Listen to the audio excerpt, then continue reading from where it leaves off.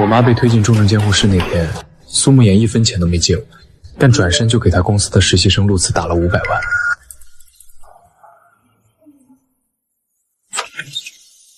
家属，病人情况不好，赶紧去把30万押金交了，越拖风险越大。慕言，我现在拿不出这么多钱，能不能先借我？看在我之前给你公司注资300万的份上，我的钱是做风投的，不是扔进无底洞的。我刚才发你的平台利息低，你自己想办法。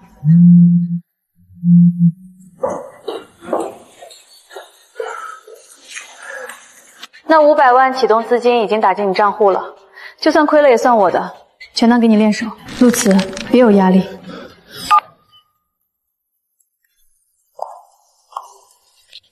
这才对，别总像个没长大的男人一样，遇到事就指望别人救你。学会独立是对你自己负责。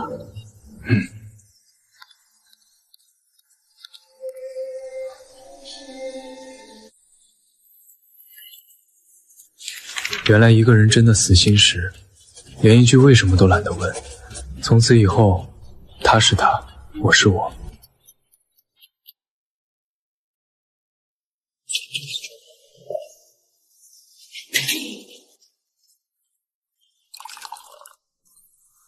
这么晚还不睡？我妈还在 ICU。这些是什么？离婚协议。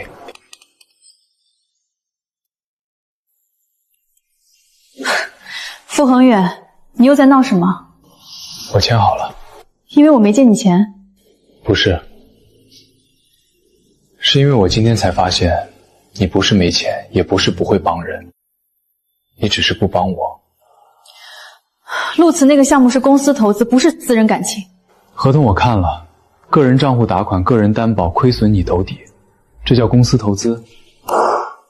你翻我东西了，傅恒远，你现在情绪失控，我不跟你谈。对什么事？你妈的事我理解，但你不能因为压力大就把火撒在我身上。她也是你叫了6年妈的人。我没说不管，我只是觉得不能把钱砸进一个看不到结果的洞里。我可以帮你找专家，帮你问资源，但钱你要自己想办法。傅恒远，离开我，你妈的治疗费怎么办？我会自己想办法。那你最好别回来求我。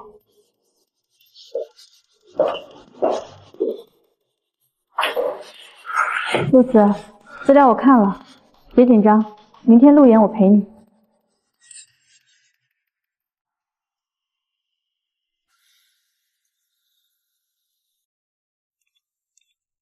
您好，您拨叫的用户暂时无法接通，请您稍后再拨。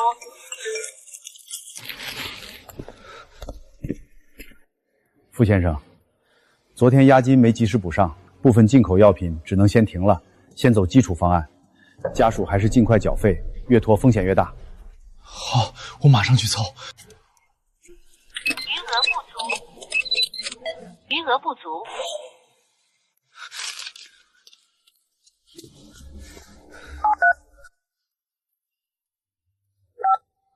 挂在你那儿的那套房子怎么样了？傅先生，你这个挂牌价太低了，比市场价低了整整2成啊！今天能成交吗？能是能，但你真的确定？这是你婚前财产，亏太多了。确定，马上签。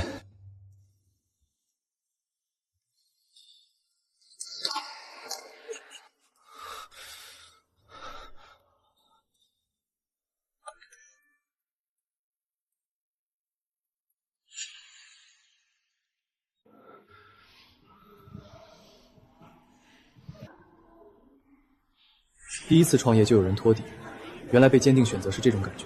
苏总好丑，不想让我输得太难看。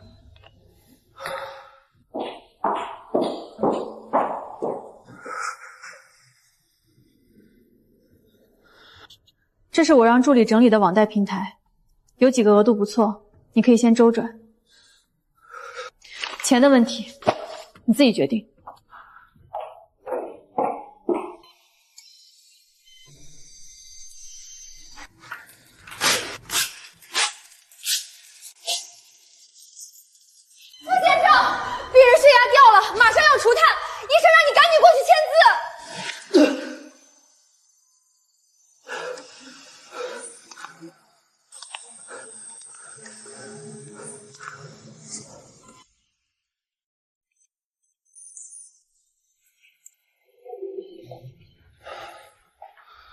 暂时稳住了，但后续费用不能再断。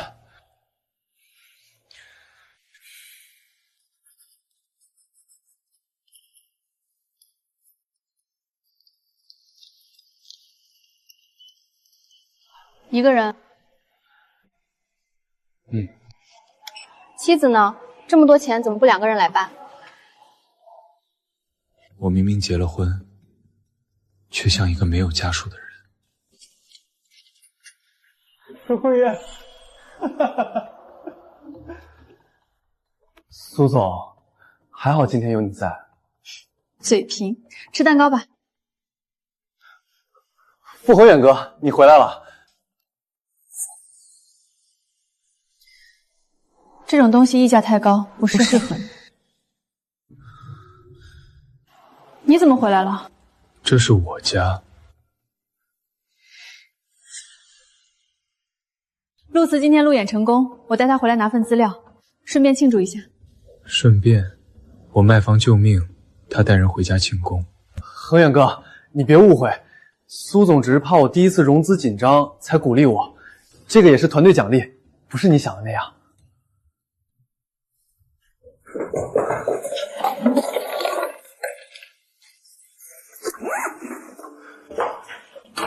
你又摆脸色给谁看？让开！傅恒远，你现在越来越不可理喻。陆慈比你小那么多，一个人在这个城市打拼，我作为上级照顾一下，怎么了？我妈也一个人在 ICU 里，你照顾过吗？你妈的事和她不一样。哪里不一样？陆慈还有未来。我的意思是，投资要看回报。我妈没有未来，所以不值得。我也没有未来，所以我不配。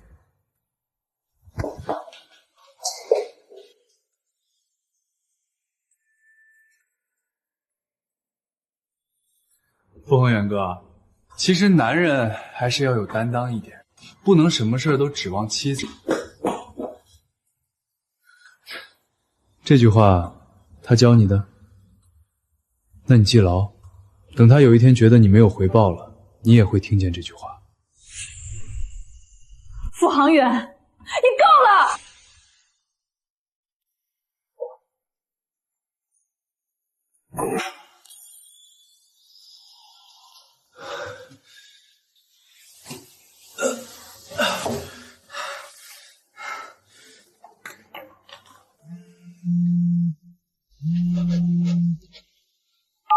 傅先生，你母亲情况再次恶化，请马上回来。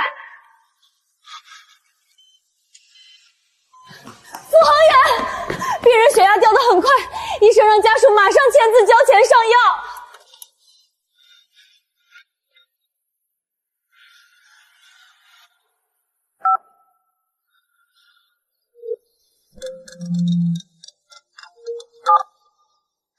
您好，您拨叫的用户。傅恒远，苏慕言，我妈又进抢救室了，医生说要马上补缴费用，不然后续药上不了。你先借我30万，就30万，我以后一定还你。我之前已经跟你说得很清楚了，钱不能这样没有计划的往里砸。她是我妈，她现在在抢救。我知道，可你也是成年人了，成年人不能一出事就指望别人替你兜底。你妈生病是你家庭里的风险，不是我的投资义务。苏慕言，你叫了她6年嘛，那也不代表我要为所有不可控结果买单。傅恒远，你最大的问题就是永远不肯成长，遇到事只会求我。医生在里面抢我妈的命，而我的妻子在电话里教我独立。那如果今天躺在里面的是陆慈呢？那如果今天躺在里面的是陆慈呢？苏总，我还是很疼。别怕，我马上带你去医院。陆慈刚才路演结束后不舒服，我送他检查一下。他一个年轻男孩在这里没有亲人，我作为上级照顾一下，合情合理。我妈也没有别人了，我也没有别人了。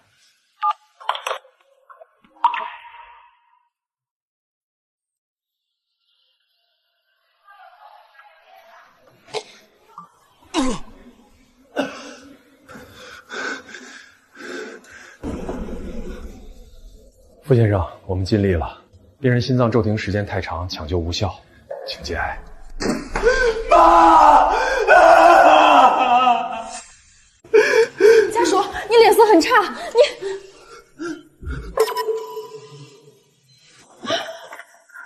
急性胃盘增，腹腔感染迹象明显，马上准备手术。傅先生，要通知家属吗？你马上要全麻了。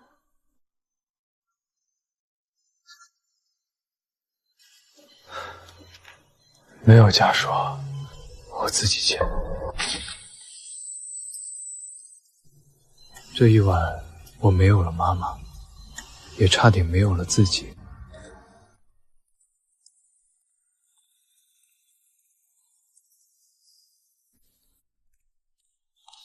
刚才 ICU 那个傅先生真是太可怜了。是啊，母亲抢救无效，已经送太平间了。他本人急火攻心，加上劳累，直接急性胃宽侧，刚推上手术台，身边一个人都不在。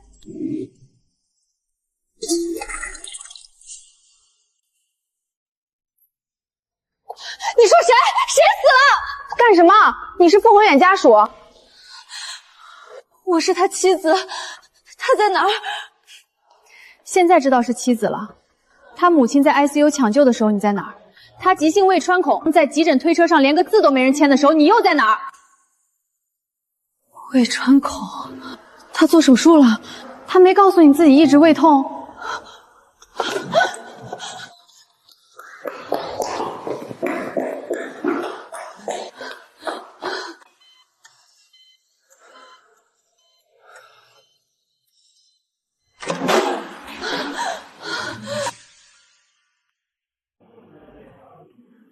傅恒远，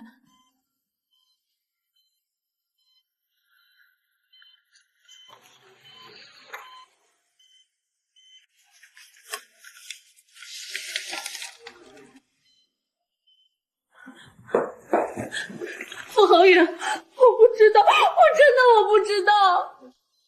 签了吧。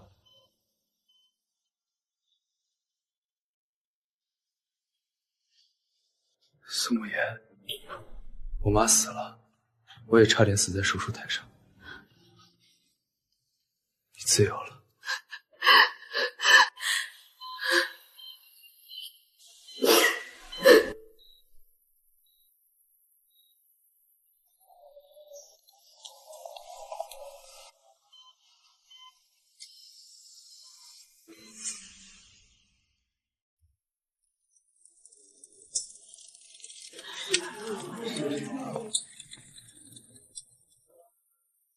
出去。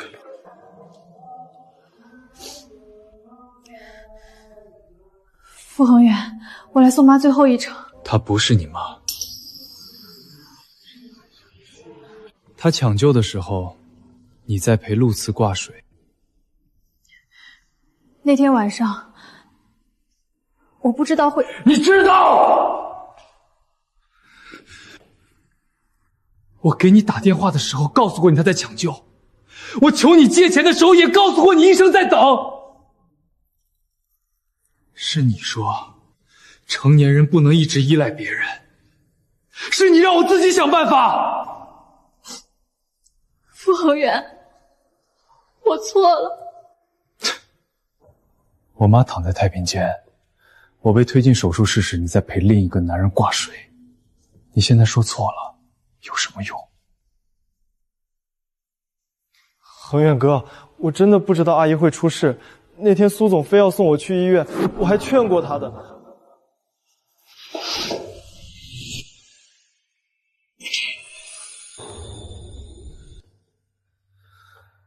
心疼了？带着他滚，别脏了我妈的路。恒远哥，你别这样，我只是想来道个歉。道歉？阿慈，你拿着他的500万创业时，知道我妈在 ICU 吗？你让他送你去医院时，知道我在求他救命吗？陆慈，别在这装无辜。你们一个享受偏爱，一个拿偏爱当理所当然，你们俩谁也不干净。傅恒远，够了。还没够！我妈死了，我也差点死了。你们凭什么觉得轻飘飘的一句对不起就够了？滚！你确定要主张婚内财产重新分割？确定。苏沐言公司早期你确实注入过300万的启动资金，但如果当时没有打借条，在法律上会被视作夫妻共同财产里的自愿赠与，这官司打起来会非常麻烦。当年的转账记录，我作为合伙人与客户的聊天记录、内部往来邮件，甚至是早期的会议语音，我都整理好了。你准备得很充分。不是准备的充分，是我终于决定不再替他留任何体面。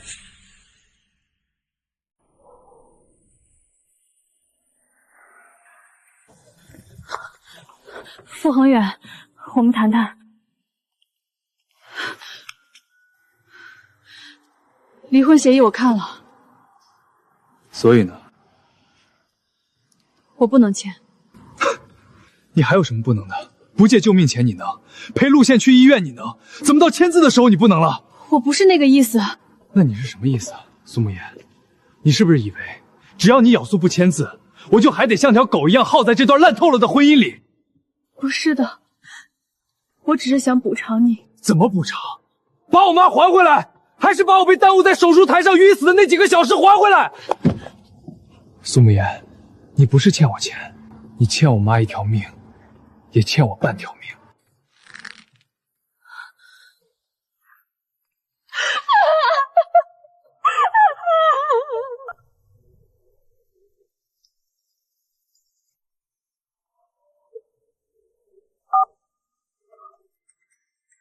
他到现在还以为这世上所有东西都能用钱补，可他忘了，有些人死了就再也回不来了。对方的答辩状交上来了，这一招很脏。他们主张你婚后长期无业，对家庭财产贡献有限，还把你给苏沐言创业的钱定性为夫妻共同生活中的自愿赠与。更恶劣的是，他们声称你近期遭遇家庭变故及重大手术，情绪极不稳定，提出离婚并非理性决定。像他的风格，他最擅长的就是把我的痛苦变成我的问题。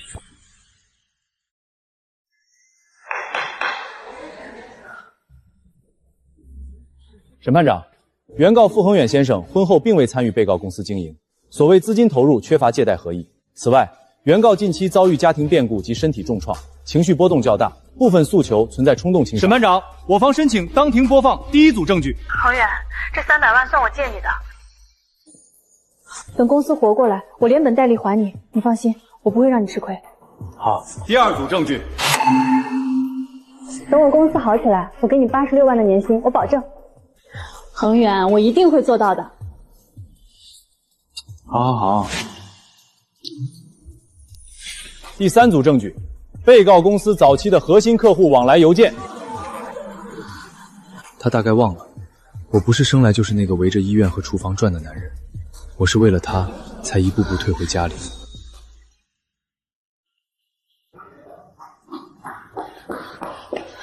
这些证据，你一直留着。是啊，以前留着是怕你忘了我们怎么熬过来的，现在留着是怕我忘了自己怎么被你踩下去的。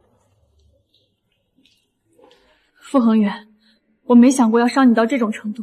可你伤到了，而且每一次我都求过你，我求你救我妈，求你来医院，求你别走。苏沐言，是你一次次选了别人。苏总，律师叫您。当初他为了你一次次甩开我的求救，现在不过是轮到你尝一口罢了。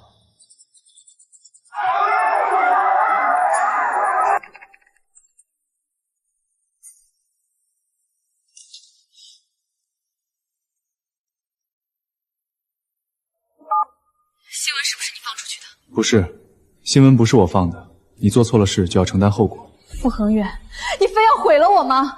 苏沐言，你妈如果死在医院，你如果差点死在手术台上，你再来问我这句话。对不起。太晚了。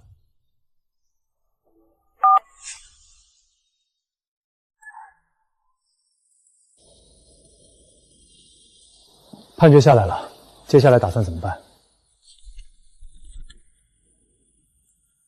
先给我妈签墓。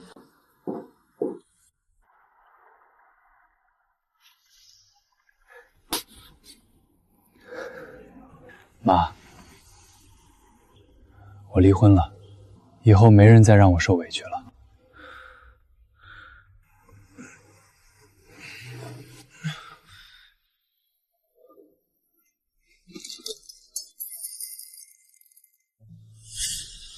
傅恒远，别把感冒搞得像绝症一样。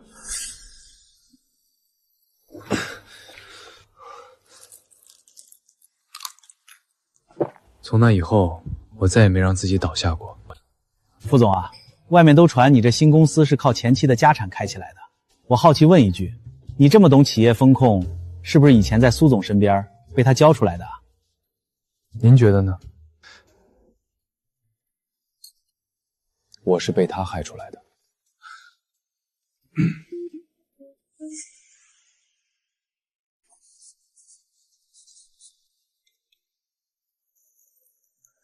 副总，今天剪彩，客户送来的花篮都在外面了，但这束花没有署名。放那儿吧。里面夹了张卡片。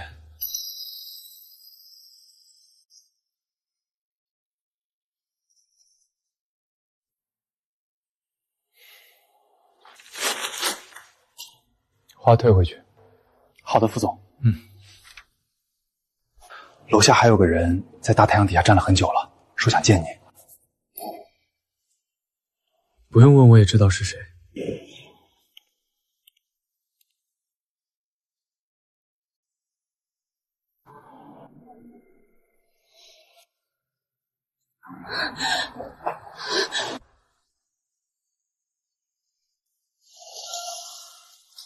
告诉保安，不见。明白。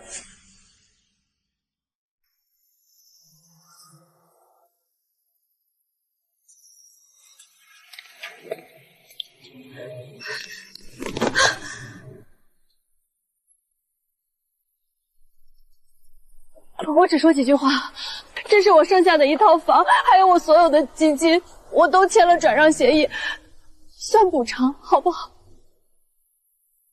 判决已经执行完了，我不要。我只知道不够，我知道什么都不够，可是傅恒远，我真的不知道还能怎么做。从前，我等过你这样低头，等过你来医院，等过你在电话里说一句我马上到，也等过你在我最绝望的时候别把我推开。可你一次都没有。现在你站在这里说不知道怎么做，太迟了。苏慕言，你最该做的是别再出现在我面前。从那天以后，我没有一天睡好过。我一闭眼就是那天晚上护士说的话。她说你妈已经送太平间了。她说你刚做完胃穿孔手术，身边没有一个人。傅恒远，我那时候才知道我到底把你逼到了什么地步。不是那时候才知道，是那时候你终于躲不过去了。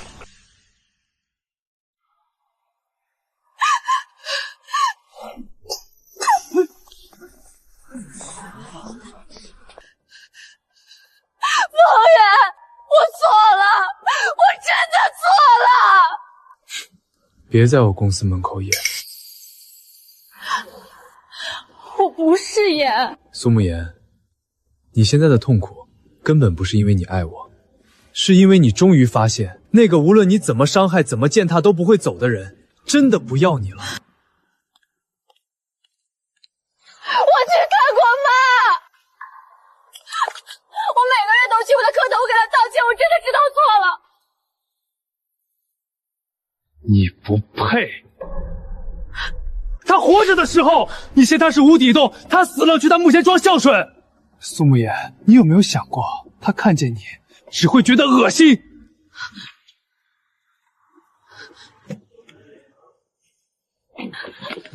傅恒远，我们真的一点可能都没有了吗？没有，从我妈死的那天开始就没有了。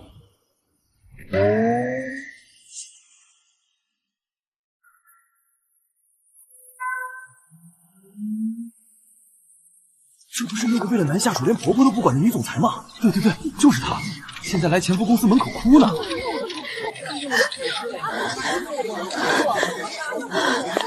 别拍了，散了散了，别堵在公司门口。公子，滚出来退钱！别以为躲在里面就没事。苏总，救救我！我昨天刚帮你垫了30万的供应商尾款，你现在又跟我说客户堵门，陆慈，你到底还要惹多少事儿？苏总，我真的不知道他们会找上门，他们砸门了，说要打死我。自己惹的烂街曲，自己去报警。苏总，我只有你了，你如果不来，我今天真的走不出去了，求求你。开门，我15分钟后到后巷。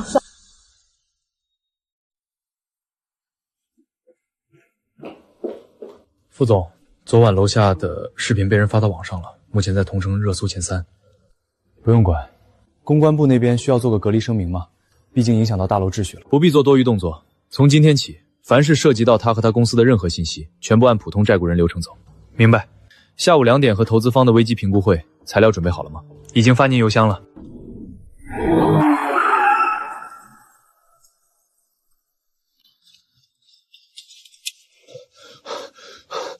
苏总，吓死我了！他们简直是疯子。这是最后一次。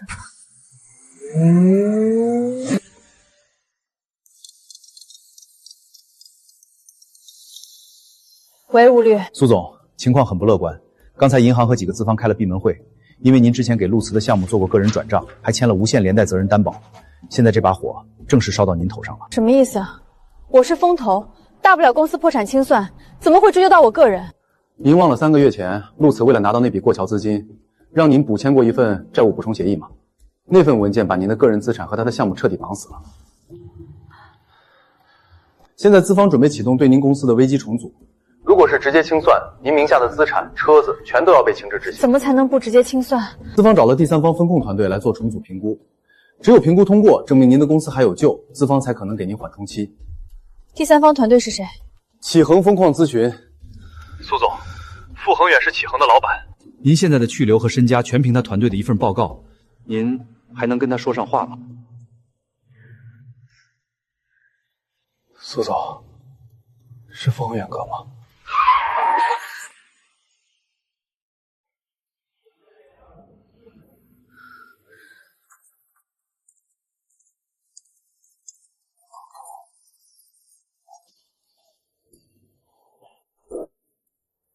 恒远，苏总，这是工作场合，你可以称呼我的职位，或者叫全名。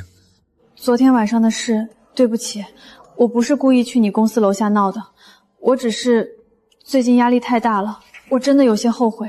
你约了半个小时的商务会面，如果只是为了说这些废话，还剩28分钟。我是为了启恒接受我公司危机重组评估的事来的。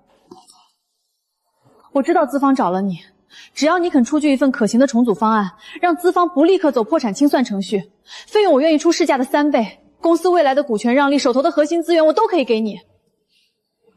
苏慕言，你根本不是来认错的，你只是发现自己要被连带清算，房子和车子都要保不住了，所以才来求一条活路。不管是什么原因，只要你能帮我度过这次危机，我愿意付出任何代价。任何代价？是。傅恒远，我是认真的，所有的条件你随便开。好，如果你想让我接这个案子，条件只有一个，把陆慈那个项目从立项到报掰的全部底层资料、未经预示的资金流水，还有你替他补签的所有阴阳合同，一页不差的交到我桌上。启恒要做重组，就必须剥开所有的烂账。能不能先把陆慈个人的结贷责任剥离出去？如果全交上去，他可能会面临刑事起诉。你口口声声说愿意付出任何代价，却还在试图替一个把你拖下水的人打掩护，拿着你的假诚意滚出我的公司。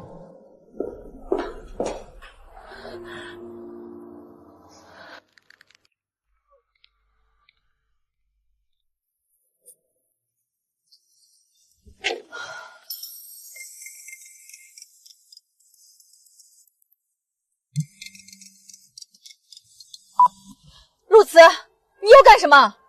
苏总，你去见傅恒远了，对不对？这跟你没关系。他是不是逼你把我交出去？苏总，我胸口好闷，我喘不上气了。不舒服就吃药，吃药不管用就打120。我手抖的拿不住水杯，我一个人在屋里，我害怕。苏总，你是不是真的不要我了？你就是个麻烦。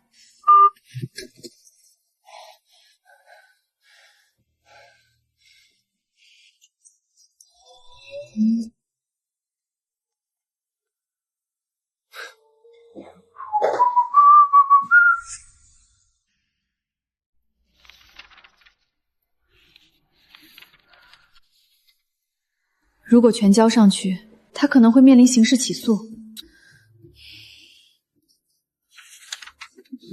先稳住资方，把大局保下来。陆慈的事儿，以后再想办法填。你要的底层资料和重组初步方案都在这里了。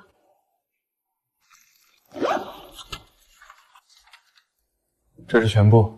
是，这就是公司目前所有的真实负债和项目明细。星石项目的设备采购款与入账资金之间有800万的资金流向断层。去年11月，为了拿过桥资金，资方不可能只看这一份单方面协议。补充担保协议在哪？账目可能整理的时候有疏漏，但现在的关键是先向资方证明我们有重组的价值。这些细节我们可以后续再补。疏漏还是刻意包庇？你把直接能给陆慈定罪的证据全都抽走，拿着这一堆避重就轻的烂账来求我给你背书。你连真相都不敢给我，我为什么要救你？带着你的大局势，自己去跟资方解释。请助理送客。请。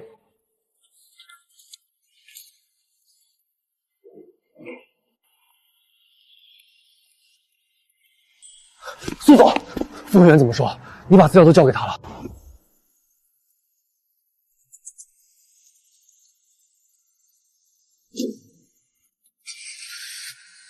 我以为我护住的是自己最后的体面，却不知道那是我走向深渊的最后一步。请签字。苏总，急出只能压价，这也是没办法的事儿。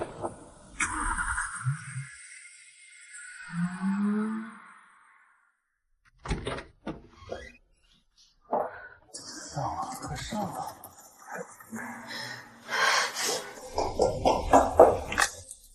你干什么？我这把马上就赢了。赢？你还有脸在这里打游戏？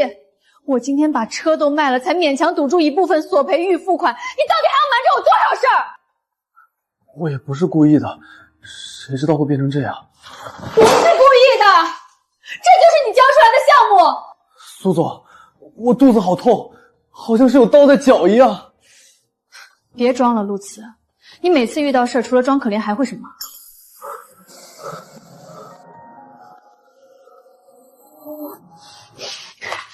起来，我送你去医院。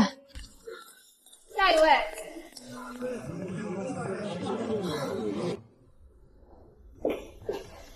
喝点水。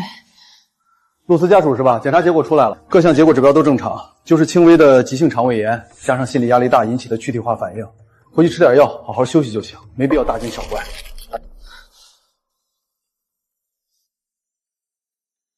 陆慈轻微问题尚且如此，傅恒远当时自己忍着手痛在医院里为了医药费奔波时，又有多绝望呢？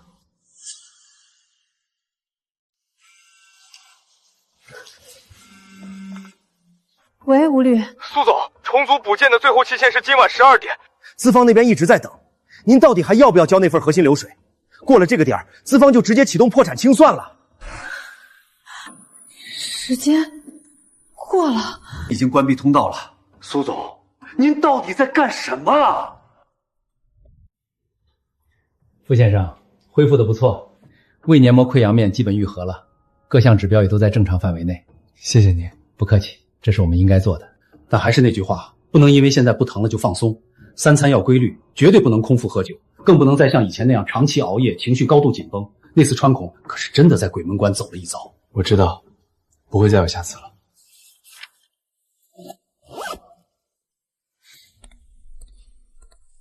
这份新签下的风控协议，各位跟踪一下后续的尽调流程。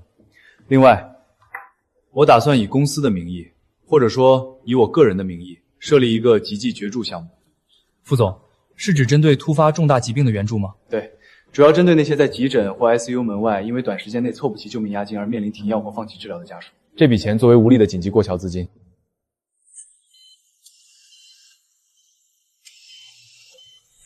项目名字就叫玉兰援助基金，用我母亲的名字。好的，副总，我会尽快拉一个初步的章程和预算方案出来。辛苦大家。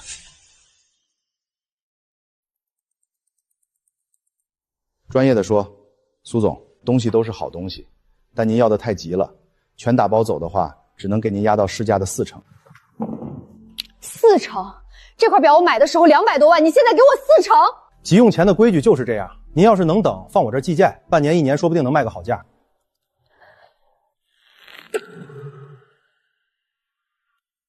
打钱吧，立刻到账。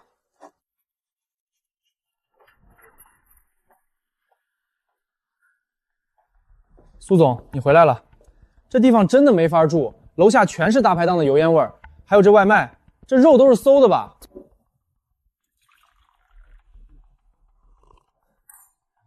你到底什么时候能把那些催债的打发走？我们还要在这破地方躲多久？嫌这里破，你随时可以搬出去，自己去面对那些结盟商。我不是那个意思，我只是心疼你跟着我受苦。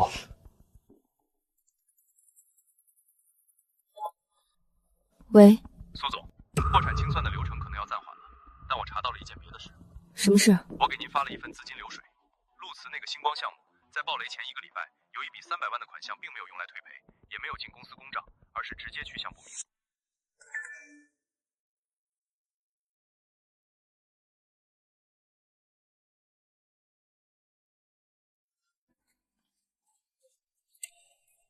这300万去哪儿了？这是之前买设备的定金，财务那边可能走账慢了。买设备？星光项目暴雷前1个礼拜，加盟商都在堵门退钱了，你去买设备？陆慈，你真当我是瞎子吗？苏总，你听我解释，这笔钱我只是拿去填了另外一个私人的窟窿。我当时太害怕了，那些人说要砍我的手，我不敢告诉你。私人窟窿？你在外面到底还借了多少钱？我为了保你，把车卖了，把珠宝卖了，连我自己的公司都要搭进去了，你竟然还在背后偷偷转钱！我只是想把项目做起来，我不想永远被别人说我是个吃软饭的，我想证明自己配得上你。如果你连这个都不信我，如果你也嫌弃我，那我还不如被他们打死算了。最后一次，这笔账你自己想办法补回来，别再让我查到任何一笔烂账。副总，苏沐言公司的情况您也清楚，虽然他错过了补件的最后期限，但如果要走强制破清算，走司法程序时间太长，我们各方的资产损失率会很高。没错，所以我们经过内部讨论，希望能委托瑞思作为第三方的风控和重组顾问，重新评估他公司的资产价值。如果您觉得还有救，我们愿意给他一个缓冲期。既然是各位联合委托，瑞思自然会接。但这案子我们只看证据和真实流水，不看任何人的面子。有副总这句话，我们就放心了。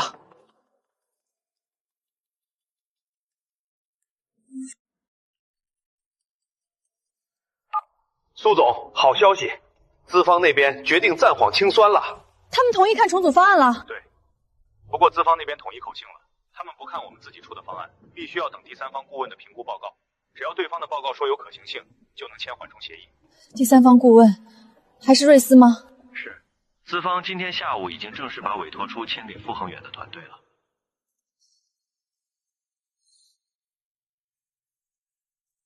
苏总您在听吗？我在听。这是最后的机会了，苏总，副总那边您有把握能让他松口吗？傅恒远现在已经不再是那个等在原地求我回头的人，而是高高在上，真正掌握我生杀大权的人。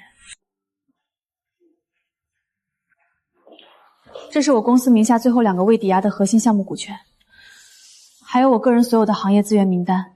只要你能在重组报告里写明可行性，这些全归瑞思。苏总觉得瑞思缺你这2个项目？傅恒远，我知道你恨我，你要我怎么认错都可以，但我现在真的没有路可以走了。我上一次就告诉过你，我的条件只有一个，把陆慈那个项目的所有真实烂账、资金去向原原本本的交出来。如果我交了，陆慈就真的完了，那些钱填不上，他会坐牢的。所以呢，为了保一个骗子，你要拉着整个公司所有的加盟商，甚至你自己一起给他陪葬。一定要到这一步吗？傅恒远，就不能再给他一条活路吗？当初你拒绝我的时候，也没有给我第2种办法。想活就别再替他兜底，怎么选，你自己定。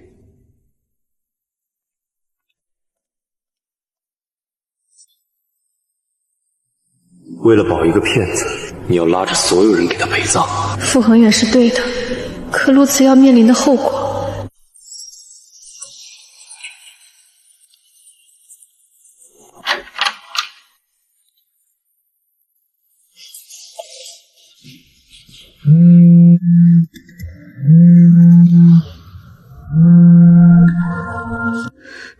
那张卡里是我用来维持生活和应急的最后一点钱。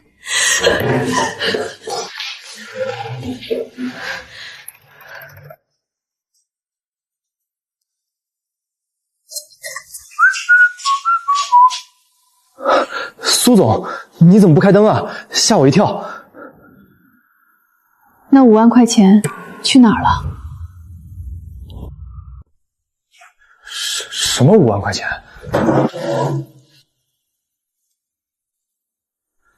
那是我用来应急的最后一点钱，你偷我的钱！我不是偷，苏总，我是拿去打点关系了。有个新投资人说，只要打点好，就能给我一笔过桥资金翻身。新投资人，女的吧？陆慈，你还要把我当傻瓜耍到什么时候？是，我是找下家了，那又怎么样？你现在连这间破短租房的房租都快交不起了，我还能指望你什么？你把我害到倾家荡产，现在嫌我没用了？你有什么资格说我？这不是你教我的吗？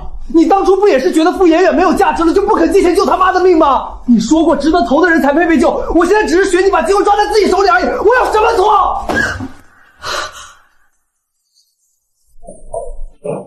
陆慈，滚出来！别他妈装死！我知道你在里面。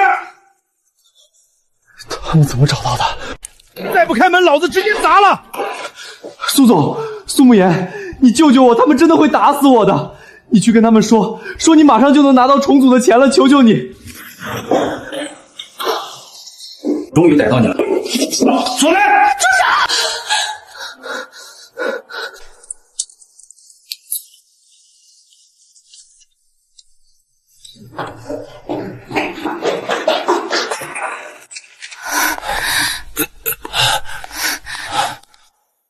我终于明白，我并不是在拯救谁，而是被一具吸血的行尸走肉一点一点地拖进了无底的深渊。这什么破地方，床板硬的跟石头一样，隔音也差，半夜还有人吵架，根本没法睡。你就让我吃这个，这包子都冷透了，一股馊味儿。苏慕言，你以前不是住别墅吃大餐的吗？怎么现在连个像样的地方都找不到？你到底行不行啊？你要是觉得这里配不上你，门在那边，自己滚出去住5星级酒店。我这不也是为了你好吗？天天待在这种地方，晦气。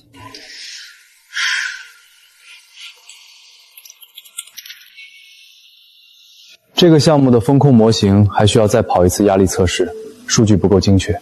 好的，副总，下午下班前重新提交。副总，11点和王总有个重要饭局，这是餐前的胃黏膜保护药，你先吃点。我不再是那个需要摇尾乞怜祈求妻子关注的男人，我的人生已经重新拥有了尊严和节奏。如果能拿到傅恒远的评估报告，就能争取到3个月的缓冲期。陆总，我肚子……别演了，陆慈，你那点伎俩已经失效了。这次是真的，像有人用刀在割一样，救命！啊！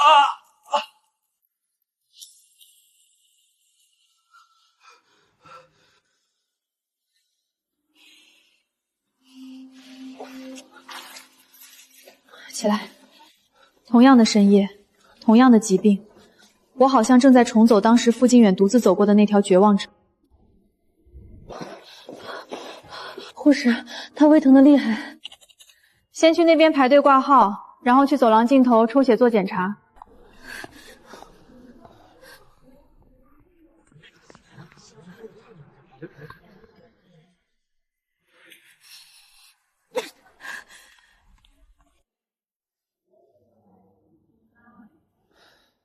怎么这么慢？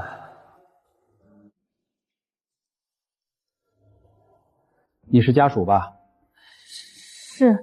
病人就是普通的轻微胃炎，加上心理压力大引起的神经性胃绞痛，各项指标都没什么大问题。你们是不是过度紧张了？大半夜的挂急诊折腾。医生，我真的很疼，你给我开个单间病房吧，我要输液，我不回去那个破地方。医院床位紧张，你这种情况根本不够入院标准，回去按时吃药就行。你听我说呀！够了。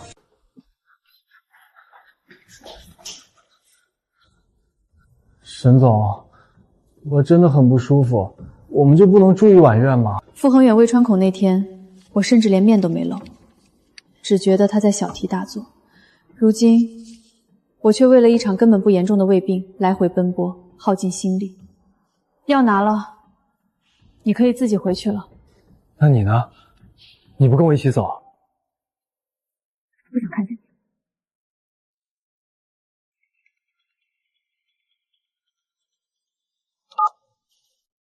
喂，苏慕言女士吗？我是 X 区法院执行局的。关于您名下公司与加盟商的债务纠纷，我们刚刚接到了新的财产保全申请。什么财产保全？我所有的资产都已经抵押和冻结了。是关于您最近几天替债务人诸位垫付的几笔款项，这表明您有转移资产替他人清偿的嫌疑。如果这笔账目核实，法院将立刻强制执行您名下最后一套未被查封的房子。最后一套房？那是和傅恒远曾经的婚房。对，请您明天上午10点准时到法院说明情况。另外提醒您一句，如果继续提承担新的债务连带，您将彻底失去这套房子的保留资格。这套曾经充满我和傅恒远回忆的婚房，是我在这个世界上最后的一点底牌和念想。现在，为了一个不断溢血的陆慈，连这最后一点东西，也要被彻底夺走了。陆慈，起来！大清早干嘛呀？我胃还不舒服呢。从今天开始，你的烂坑子自己去处理。催债的电话我拉黑了，你的医药费我也不会再付，我们分开走。苏总，你什么意思啊？你要抛弃我？因为你，我最后一套房都要被法院强制执行了，我没有东西可以给你吸血了。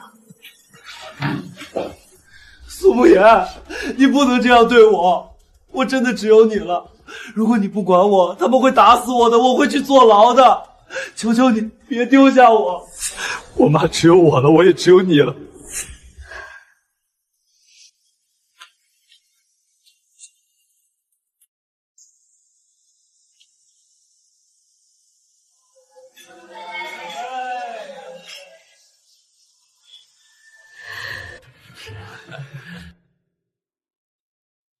副总胃不好，不能合并的。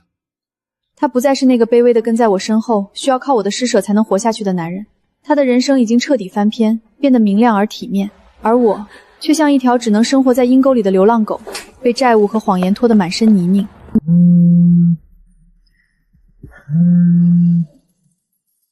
喂，吴律。苏总，您让我查的事儿。说。您和傅恒远先生离婚前，网上的那波舆论，那些指责您偏爱男下属、逼死婆婆的通稿和热搜，并不受。我查到了水军公司的源头付款账户，是陆慈，他在星光项目爆雷前3天花钱买的水军，故意把您和傅恒远的私事推上风头浪尖。为什么？为了转移视线。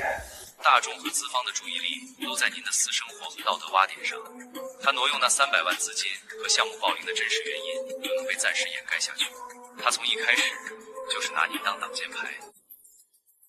我自以为是的偏爱和拯救，从头到尾只是别人手里的一把刀，而这把刀不仅捅死了傅银远，现在也彻底捅穿了我自己。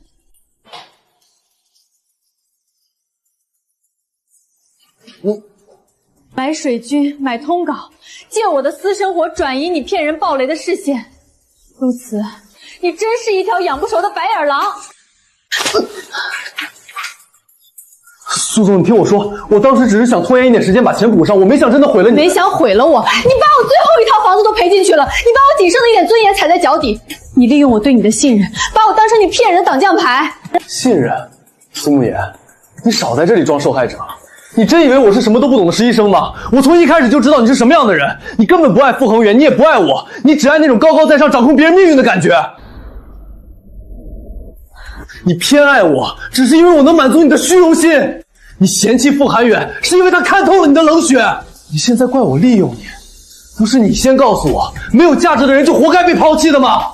我告诉你，苏慕言，现在资方还没放弃追责，你要是敢不管我，我就去告诉他们转移资金的事你早就知道，你也是共犯，我们大不了同归于尽。好啊，那就一起死吧。苏慕言，你站住！你以为你走得掉吗？你信不信我现在就去自首，把你一起拉下水？苏慕言，救命！他们堵在楼下了，他们拿着刀。我错了，我刚才不该那样跟你说话。求求你，借我30万，先救我一次好不好？我以后做牛做马报答你。不要破了，苏慕言，30万，你不是刚卖了包吗？你肯定有钱的，你先给我转过来，我求求你了。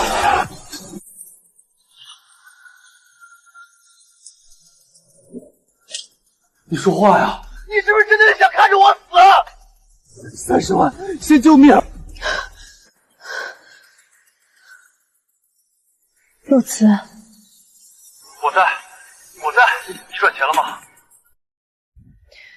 成年人不能总指望别人替你兜底。这句话曾是我用来冰冷的拒绝傅恒远求救的利刃，如今我终于将它挥向了那个我曾以为值得偏爱的人。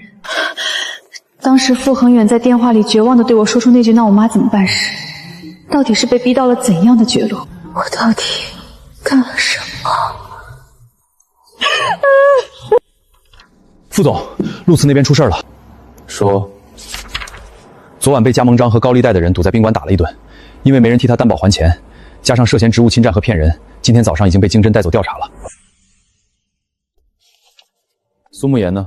苏总没去救他，不仅没去，而且他名下最后一套封房子今早已经被法院正式挂网法拍了。陆慈的窟窿他太大。知道了，把这份报告发给资方吧。结论是不具备重组可行性，建议直接破产清算。副总，其实如果剥离掉陆慈的部分，他公司的核心资产还是有一点抢救价值的。那是他的事，不是我的事。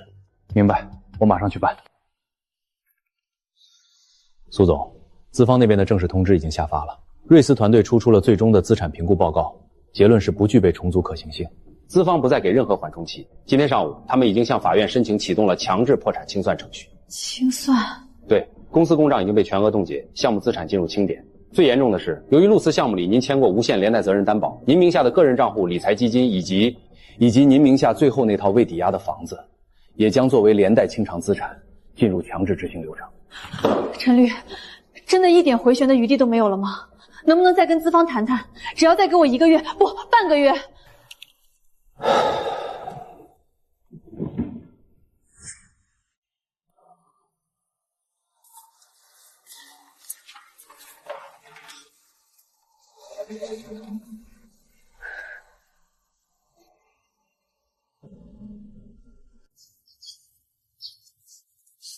这是我们创业初期傅恒远手写的。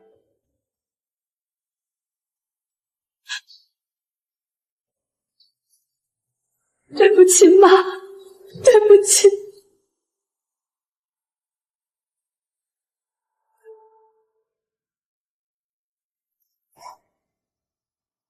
傅恒远的胃病是早就有的，我怎么一直没发现？我一直以为傅恒远的胃穿空是一场突如其来的意外，原来在这个家里，早就有这么多我视而不见的痕迹。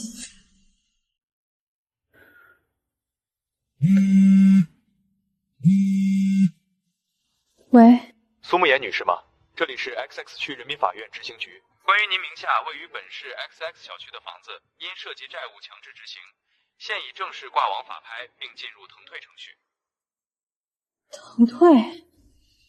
请您在接到通知后的48小时内搬离该房屋并移交钥匙，如逾期未搬离，法院将依法采取强制清场措施。听清楚了吗？听清楚了。在这个世界上，我连最后一点可以回头看看的地方也没有了。副总，情况有变。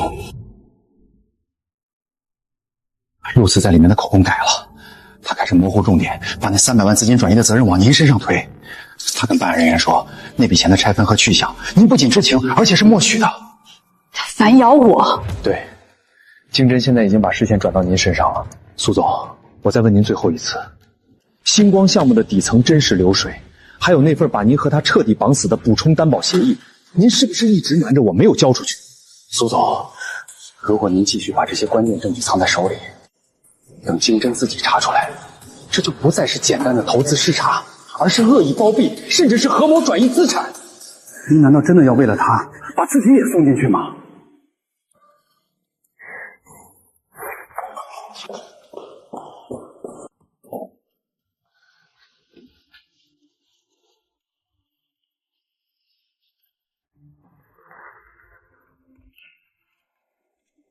我曾经以为，只要我不交出去，就能保住他的命，也能保住我最后的体面。原来，我藏起来的不是退路，是砸向我自己的催命符。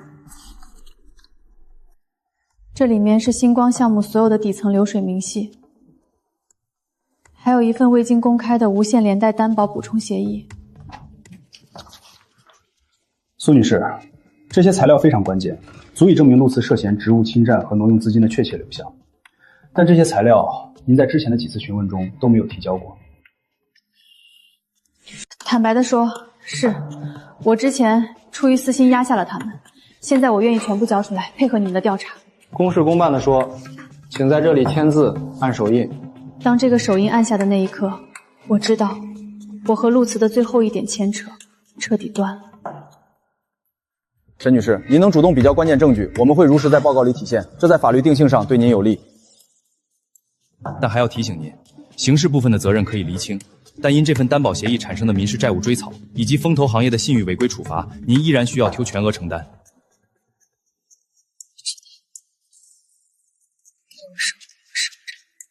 本是首个专门针对重症及急诊病患家属的紧急医疗过桥援助项法——玉兰风投基金将于明日正式启动。该基金由启恒风控咨询创始人傅恒远先生发起，首期注入资金30万。以前我总觉得30万扔进 ICU 是填一个没有回报的坑窿，直到今天我才真正看懂，那30万买的根本不是回报，而是傅恒远的命和他最后的希望。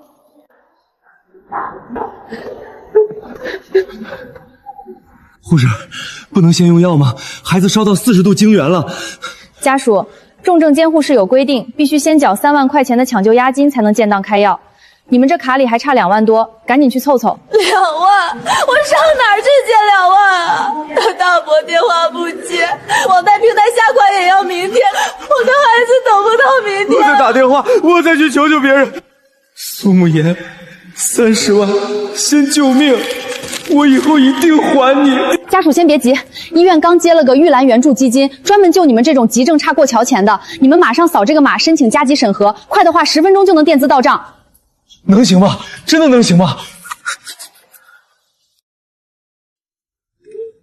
到账了，审批通过了，3万块打过来了。好，马上给你们建档拿药。单床患儿家属药拿到了吗？马上推 ICU 出站。拿到了，拿到了！医生，求求你救救我儿子，救救我的小孩，求求你救救他！幸好赶上了，不然孩子就没了。晚10分钟，那对夫妻就会失去他们的孩子，而当年我连10秒钟都没有给他。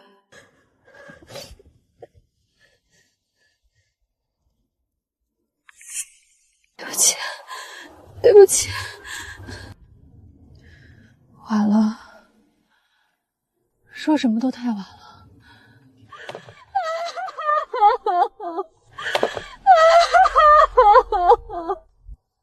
副总您好，作为一家以盈利为核心的风投咨询公司创始人，您为什么会突然设立一个纯垫资，甚至承担高违约风险的医疗过桥基金？这背后有什么特殊的个人原因吗？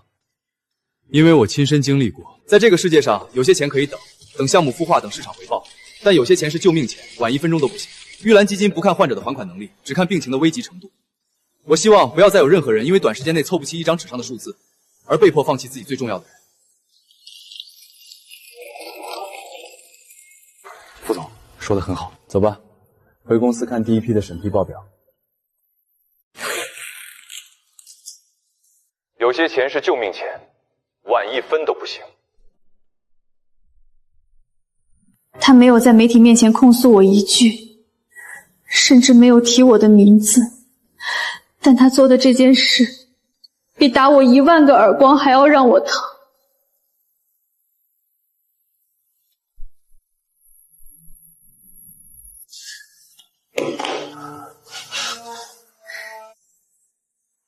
从这一刻起，我和傅延远曾经拥有过的那个家，在这个世界上，连一砖一瓦都不剩了。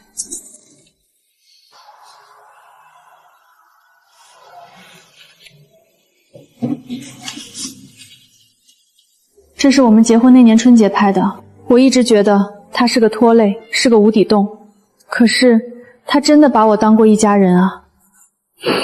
我为了一个处心积虑算计我的白眼狼，弄丢了在这个世界上唯一一个毫无保留接纳过我的长辈，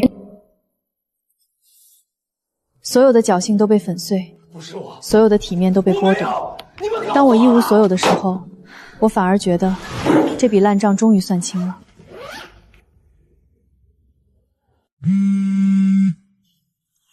喂，苏女士您好，您今天下午送过来的那个收纳袋，我们已经登记入库了。谢谢。另外跟您确认一下，我们刚才查了预约记录，傅恒远先生明天清晨会过来扫墓。这些遗物，您是希望我们代为转交，还是您明天亲自过来送给他？如果明天去，我就能见到他，或许我可以当面认个错，或许我可以再看看他现在的样子。不用了，麻烦你们代为转交吧，就说是一个故人留下的。好的，明白。有些错既然已经无法弥补，那就不要再用所谓的道歉去打扰他干净的人生了。不去见他，是我能给他的最后一点体面。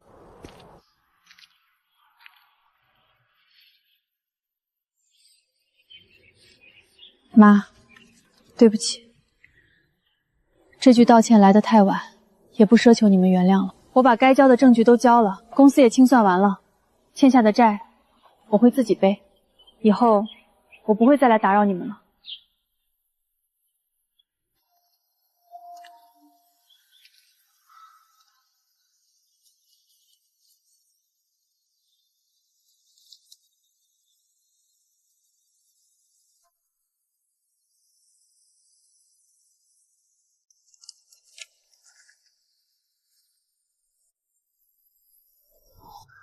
妈，我来看你了。基金的第一批援助款已经拨下去了，救了3个人，项目运转得很好。医生说我的胃恢复得不错，公司的事儿也不算太累。您不用挂念我，我过得很好。妈，我下个月再来。他终于学会了为自己的选择买单，而我也终于把那段发烂的过去彻彻底底地留在了昨天。副总，这1个月来，玉兰基金的绿色通道已经成功介入了12起急诊过桥垫资，运转得非常顺利。流程上如果不耽误抢救，后续还可以再精简一些。您就是副总吧？我一直在等您来回访。上周要不是您的基金垫了手术费，我爱人就下不来手术台了。这果劳您一定要收下。心意我领了，东西您拿回去给病人补身体。我真不知道该怎么报答您。不用报答，基金设立的规矩就是这样，先把命接上，别让时间把人拖没了。好好照顾家人吧。大姐，我刚才跑得太急，户口本和医政证明落在家了，但我爸在里面等着这笔救助款签字办手续，我求求你能不能通融一下？如果是在以前，我一定会冷冰冰地指出对方办事没有计划，风险材料不齐，无语通过。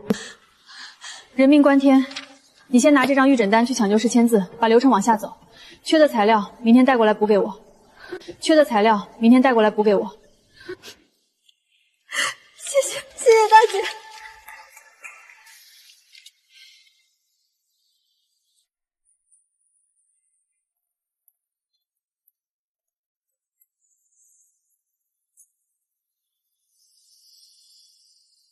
有些人的路走到尽头，才发现是一场死局，而有些人的路彻底打碎了，才能重新长出骨头。